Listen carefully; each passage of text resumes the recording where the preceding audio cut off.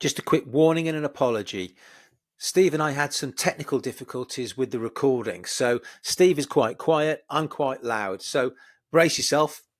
And I don't want it to trigger any concerns that I've suddenly turned into a giant and Steve has turned into a pixie. So just be aware. Thank you very much. Greetings and welcome to the Stoic Gamer podcast. My name's Michael Bolton. In this podcast, I talk to players at all different levels of the hobby about their experience going to competitive events, whether it's their first time or whether they're a seasoned old timer like myself. I discuss the events we're going to, I discuss the events we've been to, and I talk about everything from army building, rules queries, happenings on the table to hotel disasters and culinary and gastronomic accidents. All part of the hobby and all part of visiting different parts of the country and the world as part of our fantastic 40k hobby. If you like this kind of content and you want to hear more, please let me know.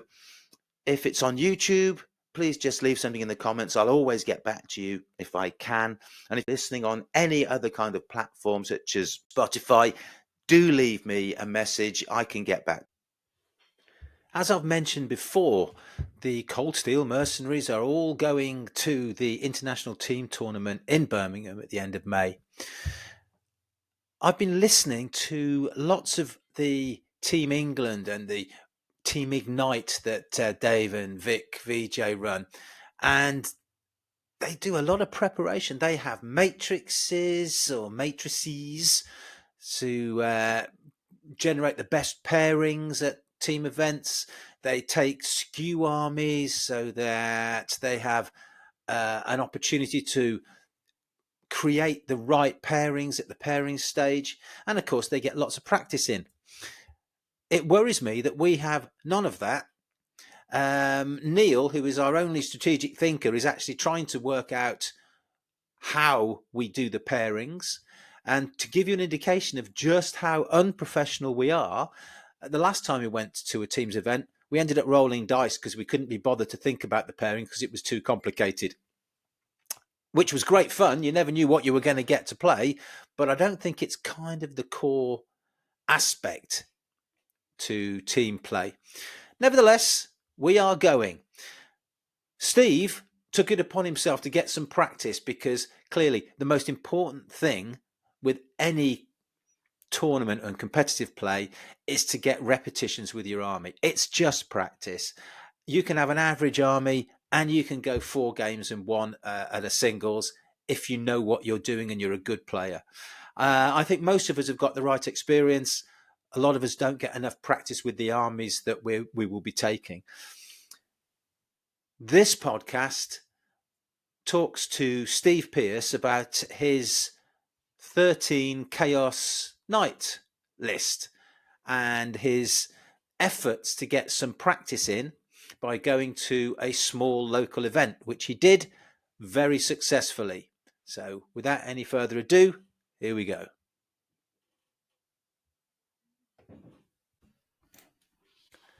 So I'm here with friend of the channel, Steve Pearce, old friend of mine, known Steve for several years. And Steve is here to tell us about his Chaos Knight list. Now, his Chaos Knight list is the one that we're planning to take to the International Team Tournament at the end of May. Yep. But Steve's just running it around for some reps to get some practice in. And he took it to a small event over the weekend and came home with 3 wins. How many points did you drop over 3 games, Steve? 4 points. What? So 296 out of 300. So I was well chuffed. That is good. So for those of people who are interested, Steve, just tell us a little what's in your list, and I bet you none of us are surprised. Well, it's 2 stalkers. So one's the HQ and another one just because they're relatively cheap. 4 brigands, 2 huntsmen. So the brigands are the ones that hit on 2s. Huntsmen's are the ones that get to reroll 1s to damage and wound against vehicles. 2, 3, 4 carnivores, and then I took a Moirax, which is the Forge World variant with conversion beamers on it. just because I didn't have enough points to get an enhancement, so I wanted to spend the full 2,000. So playing around with it, that's what I did. But I'll be honest, the Moirax was just not worth it. All right, so you got 13 small knights. So 13 small knights, yeah. Okay, and 4 of them are carnivores. Yes. Can you have 4 carnivores? I can have 6 of each. Oh, do they count as battle line then? Are they? Yeah, all of them do. Got it. Just for my information, what strength is a carnivore with its claw thing? 12. How much damage? -3, and then D6 plus 2. 6 attacks hitting on 2s. I don't like that. No, they're good. I don't like that at all. Okay, so you took this, and this is the list that you've kind of been messing about with for the team tournament. Well, it's the one I've been building for, feels like forever, to be honest. And then I actually got them all painted last weekend because I had just had a fit of peak and just went, I've got to do them because otherwise it's going to kill me. So, I completed them last Sunday. So they're all now painted, and then took them all to this weekend. Yeah. Okay, so tell us a little bit about the event then, just before we get into the games. It was a really small event. It was only 12 players. It was at the Geeky Gamer in Street, which is, probably people won't know it, but it's Clark's Village. So they've got a massive shopping outlets. Mate, God knows what else. Just for the thousands of listeners that aren't in this country, you might want to tell them where Street is. It's in Somerset in England. No, let's Somerset in England, yeah. Sort of the West Country. Okay, it's the west of southern England, where it's sunny. Yeah, exactly, where it's sunny. Yeah, look, I was outside yesterday. I'm brown. It's freezing up here. I'm wearing my sweater and everything. It's horrible. All right, so it doesn't matter that it's a small event. For me, it was an event. It was in a shop. But I'll be honest, I can't praise it enough. I mean, literally, game 1, there was a guy wandering around going, "Would you like a bacon or sausage roll?"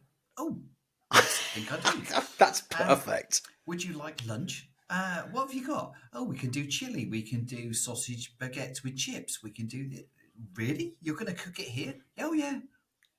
What, in the shop? In the shop. That's amazing. It was great.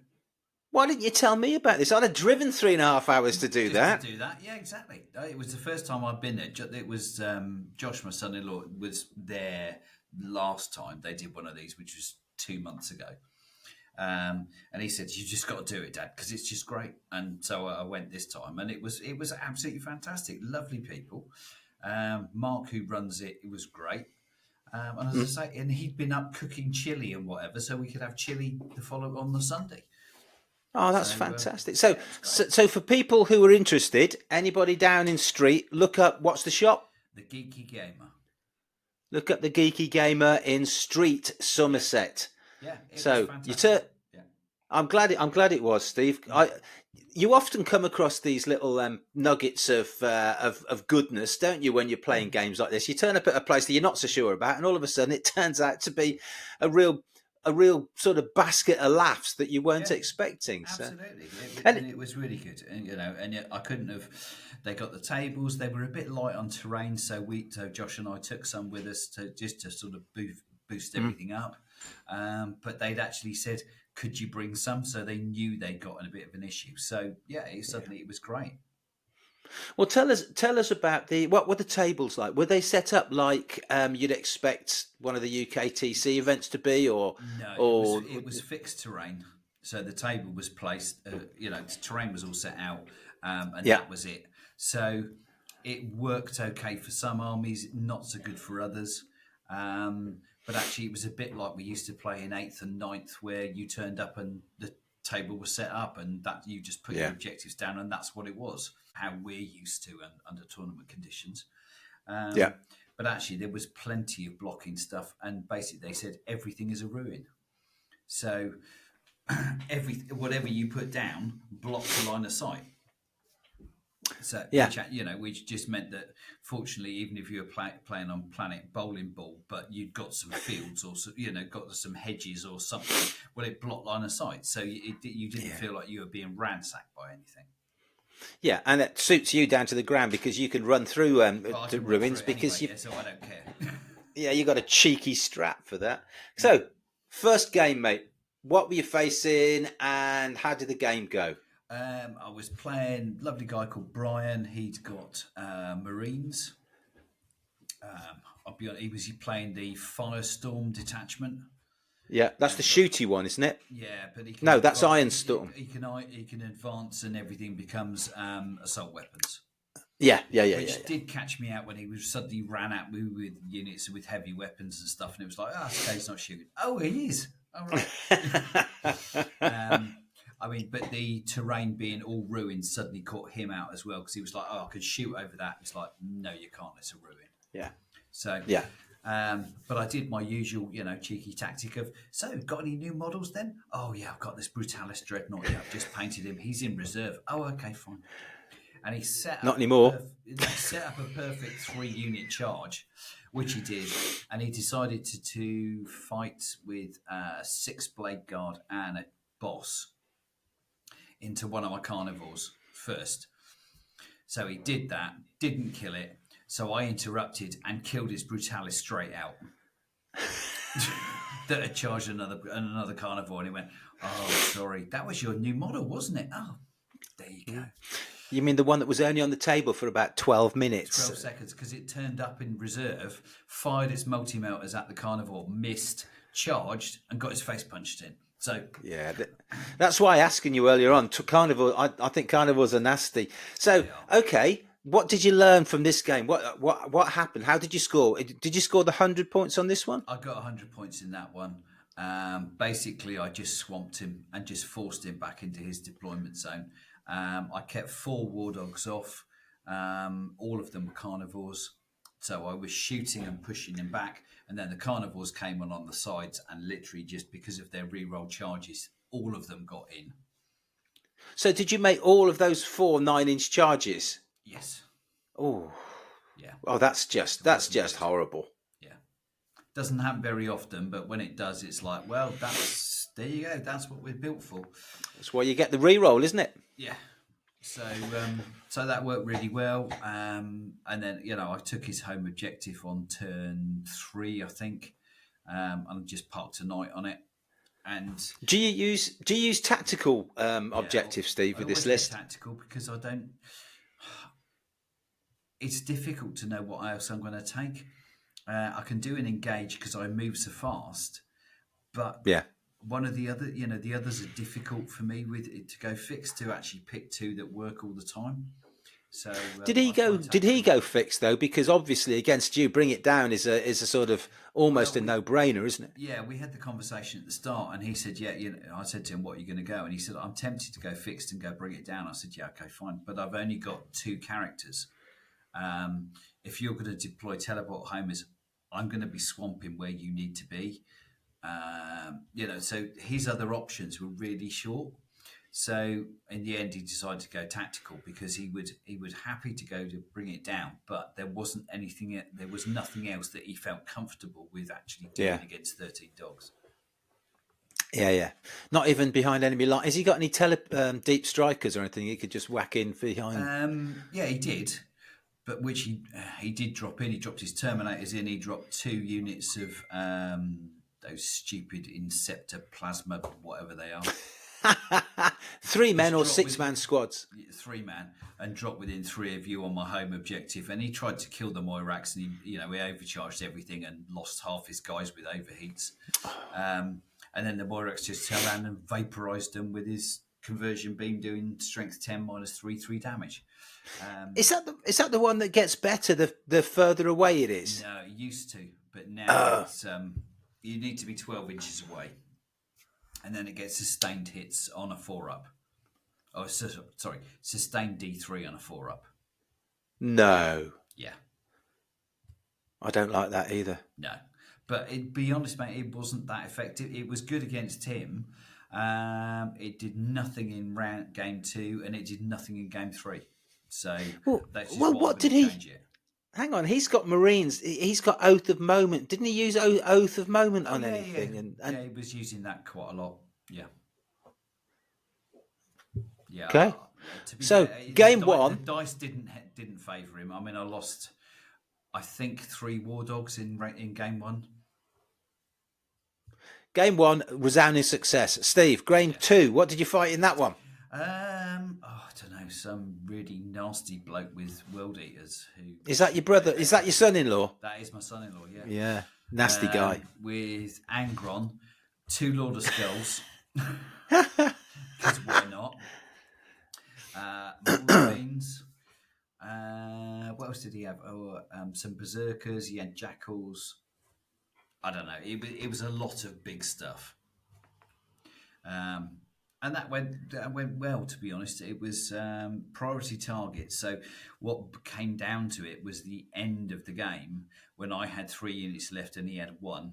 So you got 15 I points got if you were on it. 15 Yeah. points, yeah, and he got 5, and that's what boosted me to 100. And Josh got 95. So it was so close. Oh, that's a close game. Yeah, it was. You couldn't have done. Couldn't have cut it any differently, to be honest.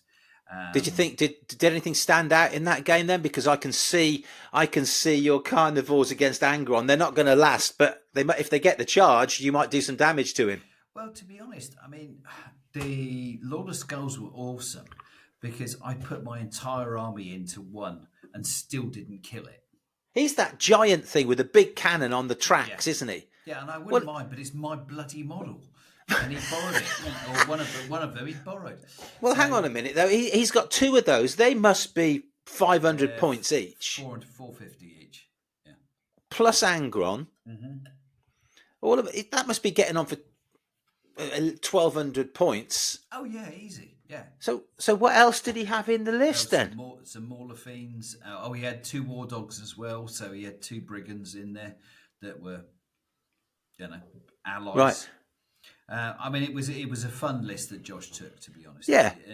But it was one of those ones where you can either deal with it or it's just going to roll you up because you cannot touch it. Yeah. You don't want to be hit by Angron. You don't want to be hit by the Mauler Fiends, and you don't want to be. You don't want to be hit by Lord of Skulls. Lord of Skulls. Very much, Yeah. So I killed the first one, which went okay. The second one I managed to plink down quite a lot. Angron I shot up on and off, but I didn't concentrate stuff into him because I didn't want him coming back because Josh had got constantly the 3 6s to bring him back. So my turn 4, Angron took my home objective, which is fine. I then charged him with a carnivore and killed him. So Josh couldn't bring him back because he can't come back in turn 5. Yeah. And did the same to the second Lord of Skulls. So sounds good to me. So I blocked him out that way and had 4 or 5 models left. He got 1 or 2 units. So as I say, when we then went to starburst out to objectives, I could grab 3. He couldn't. So that's what gave me the win. Yeah, and that's great because you moved 12. Play, I don't think, but there we no, but you moved 12 or 14 inches with your guys, don't you? My guys are much faster than what he had left. So yeah. Well, that sounds good. What's about the last game then? So so you got 100 for that one as well? No, I got 95 on that one. Okay. No. All right. No, I did get 100 on that one. Sorry, I got 100 on the second one. Yeah. So and then you fought Gene Stiller Colt. Now, how are you going to kill those? Because you're pretty good at killing. Yeah, how are you going to kill? And they come back. Yeah, well, I've got a lot of brigands in my army or stuff with Gatling cannons, so the 12 shots. So, okay, of course you have. Yeah. So turn 1, I move up and grab objectives and do stuff. And I have to say, Gary is a lovely guy. I played him in a huge amount. And last time we played, he was running guard with a shadow sword, and he managed to kill my tyrant straight out on Overwatch. Is it the shadow sword, the big tank with the volcano cannon or whatever it's called? The one. Yeah. 3 6s to hit, 3 6s to wound. Oh look, they're devastating. 36 devastating Surprise. wounds. Thank you. Bye. So we had a lot of fun. And to be fair to Josh, and they what they did was they swapped the tables round.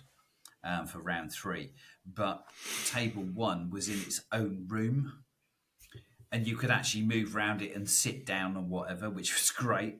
And Josh said, "Well, him and his opponent were supposed to be playing there," and he said, "Do you want to swap?" And I said, "Well, yes, because actually it's easier for Gary and I because we can, sit down." Thank God, because I'm nearly 60. So it's because you're a bit telling me older than the now, average and 40. I've had enough now. Yeah. So fortunately, Josh went, "Okay, fine." So we did that. So we played in the other room.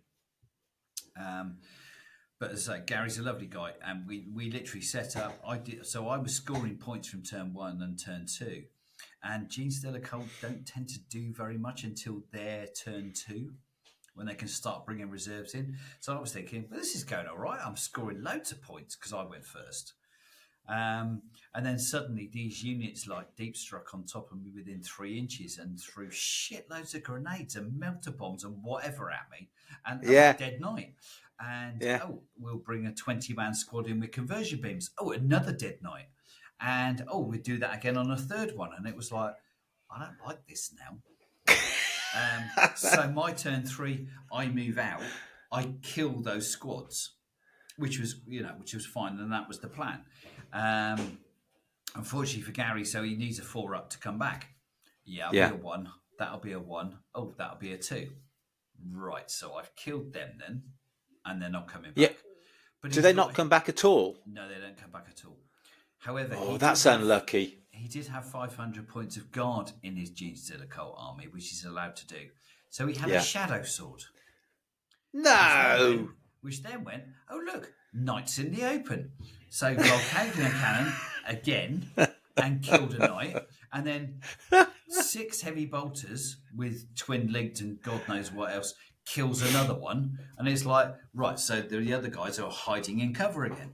So in his third turn, Gary then deep strikes guys in again and vaporizes knights. So I have to come out, and the Shadow Sword does it again. So, so it was sort of a bit of rinse and repeat. But fortunately, I then managed. I got to the point where I got 5 knights that were just running down the centre of the table, thinking, well, he can't kill them all. Which, to be fair, Gary couldn't. He killed one, badly wounded another, but then they all just opened up with their melter and gatlings and God knows what else into the Shadow Sword and finally toasted it. So, which was fine. So I took 3/4 of the table, but he's got Saboteur. But you're getting primary points here then. Oh, I was getting primary points all the time, so that worked really well. But he had this Saboteur character that has they're really fragile, but they've got grenades, and they've got a big bomb. And if you run within 12 inches of them, they set off their deployed booby traps and do D3 plus 3 mortal wounds. So that's not cheesy at all, is it? It's no. Rubbish. And the trouble is, I chatted to Gary afterwards, and now he's got 3 in his next list. It was like, one of them. So I got out of his last quarter because I just thought, if I run in, I'm going to take D3 plus 3 mortals. No more like that will be 6. I won't get the charge. He'll run out, do the grenade strap for free, and then chuck all his bloody demo charges or whatever at me. So I'll be dead. So I kept out of the way of it. So the threat of that was really good. Even though it didn't actually do anything. And we rolled off at the end of the game and said, so would it have done anything? And actually he rolled below average. I rolled above average on my save, so it didn't actually kill a knight. But, it was worth it. It was worth it. No, I was looking them up, Steve. Funny you should mention it. I was looking them up, and you're right. They've got quite a lot of damage output for those things for 65 points or whatever they are. Yeah. But they're only strength 3 with 3 wounds and a 5-up save or something. Yeah, so as soon as they pop up, stiff wind. So answer me this though: how do you deal with your list, which is mostly vehicles? How do you deal with infantry hiding it in terrain? Do you have to use your strat to run through terrain to get at them? Is that strat to run through terrain? But actually, with playing around with the list, I mean, currently I've got 11 havoc launchers on them. So, direct fire, strength 5, no AP, 1 damage.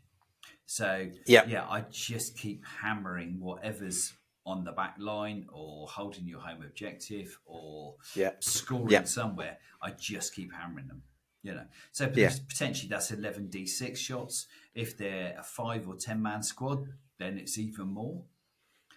So it works. It just chips away, doesn't It it? just chips away at them. Yeah. And the more damage I do, and once I get them below half, and then I'm forcing doom and despair break tests on them. So -1 to hit me, and I'm +1 to wound them and stuff like that because they're broken. Yeah, it's good. It's good. It just stacks. Yeah. All right. So, Steve, so you must be chuffed with that performance, though, because that sounds pretty good. Yeah, I was really pleased with it, to be honest. I mean, it was only a tiny little event, but I played one of the local guys on the street. I then played my son-in-law, who kicks my ass on a regular basis, to be fair, so I was happy with that.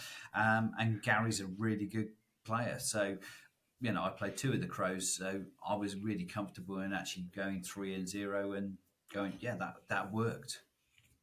Good. So, if we go to the ITT with five lists, how do you think that's going to work at something with sort of 250 players and 50 teams from all across Europe?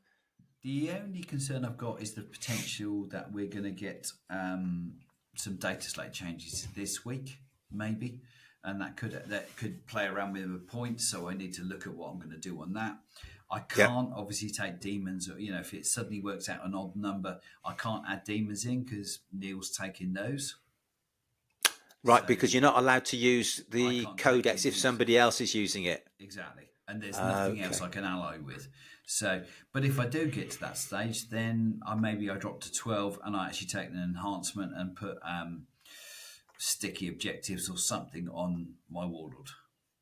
So, I imagine, to be honest with you, I'd imagine that with your list, sticky objectives is pretty damn good because you don't want to be leaving one of your only 12 models standing on an objective doing bugger all, do you, really? Yeah. Which, to be fair, I did all weekend on Sunday because I just literally left the one with the Moirax on my home objective, just guarding that.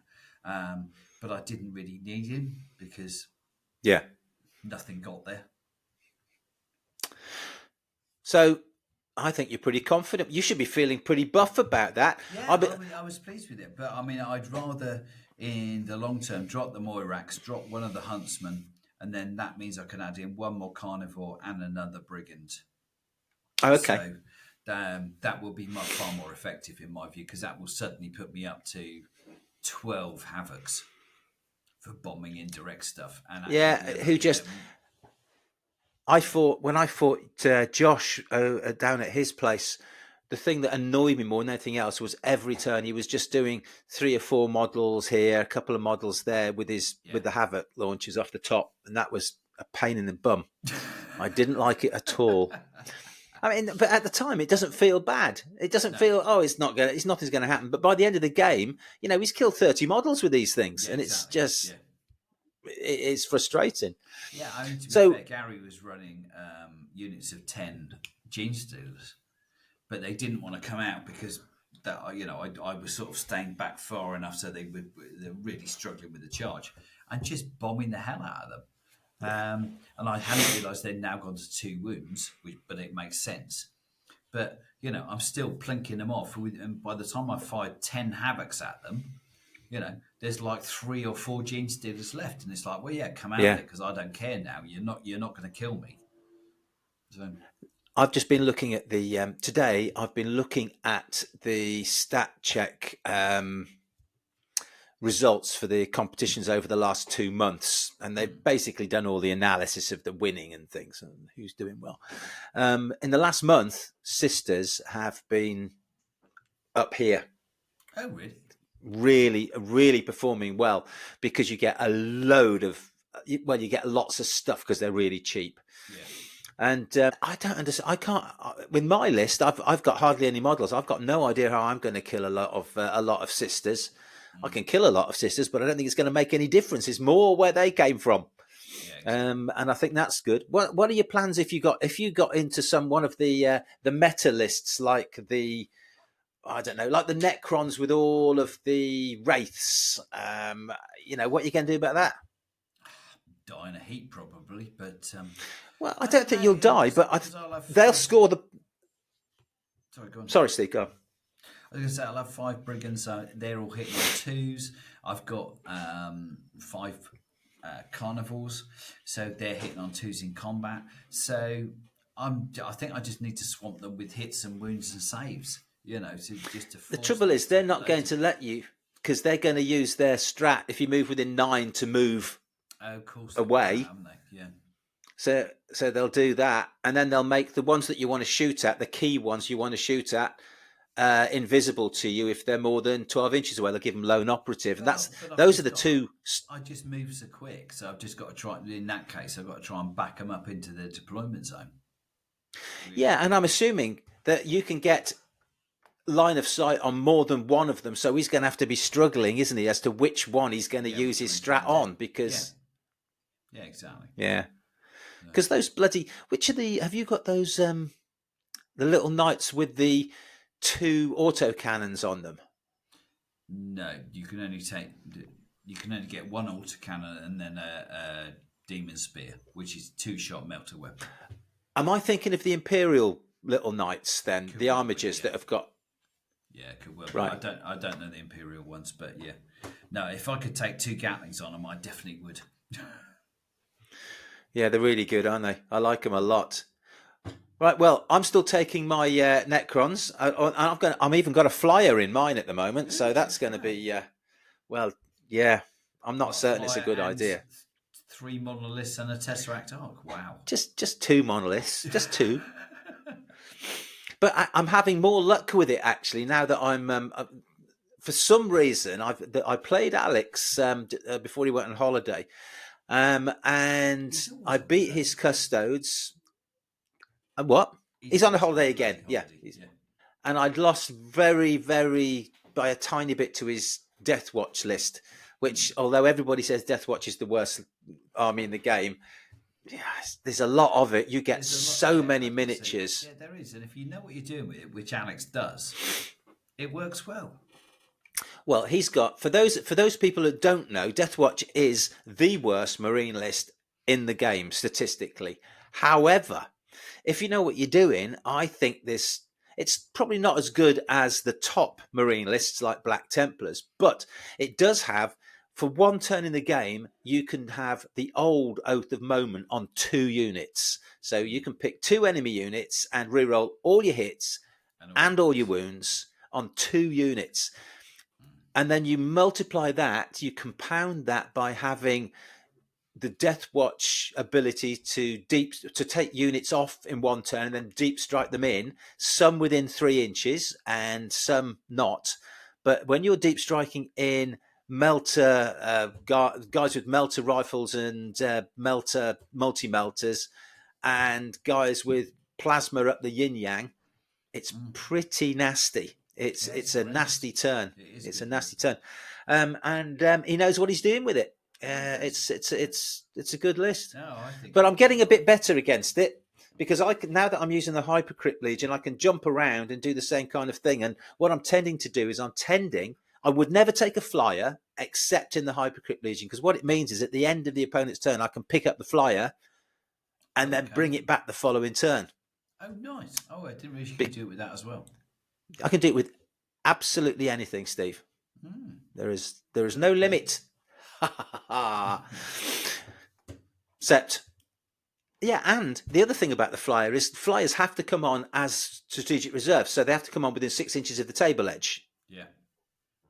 Unless I spend a 1 CP strat to bring them on within 3 inches of an enemy, and then they get the deep strike rule, so they can drop in anywhere, which is pretty good.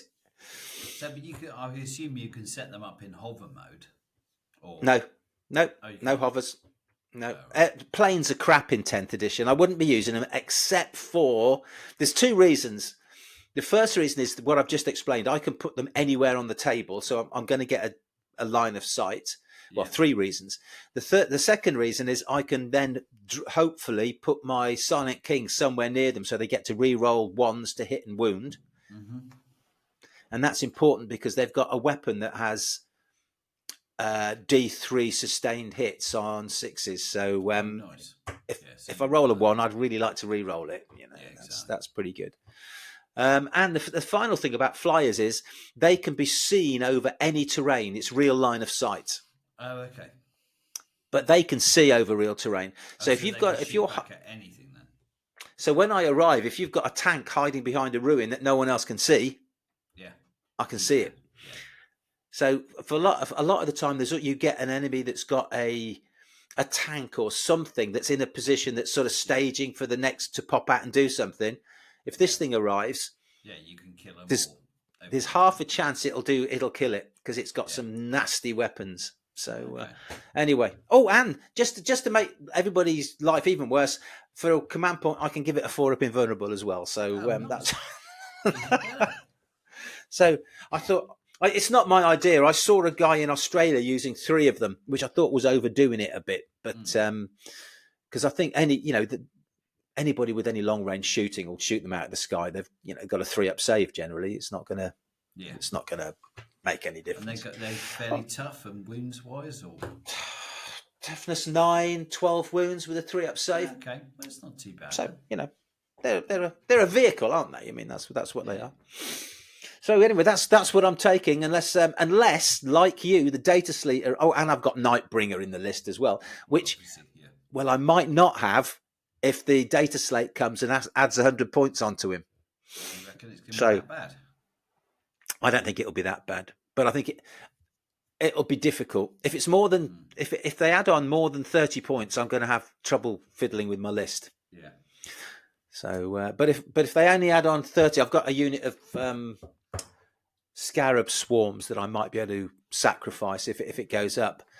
Yeah. But we'll see. We'll see what they do. That's my problem, because as soon as it gets heavy with points, then I start losing knights, or I lose at least one. Yeah, and you don't want to do that. Arms off and doing it, and I don't want to do that. No, but I mean, you've got a lot of things. I mean, I counted my units. I've got 9 units, and some of them are just fragile as hell. You've got 13? Yeah. All of which are reasonably tough. Wounds. Yeah. That's a lot. That's a lot of stuff. It is. So I'm thinking that might be fun. Exactly. Indirect doesn't worry you either, does it? So, yeah. All right, Steve. All right, that's great. Am I going to next time? I won't see you now till then, will I? Till the ITT? No, I don't think so, mate.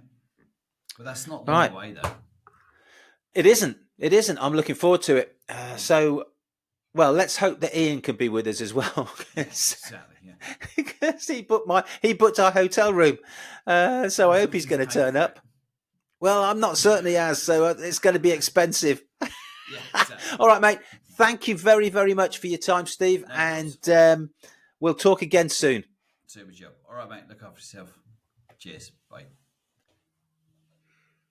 I've noticed that the more I practice, the better I get. My Necron list that I'll be taking to the team tournament is very simple. Very simple. It relies on 2 monoliths, a flyer, and the Silent King bobbing about the table, shooting things and hoping I can kill them before they arrive and hurt me. It's okay.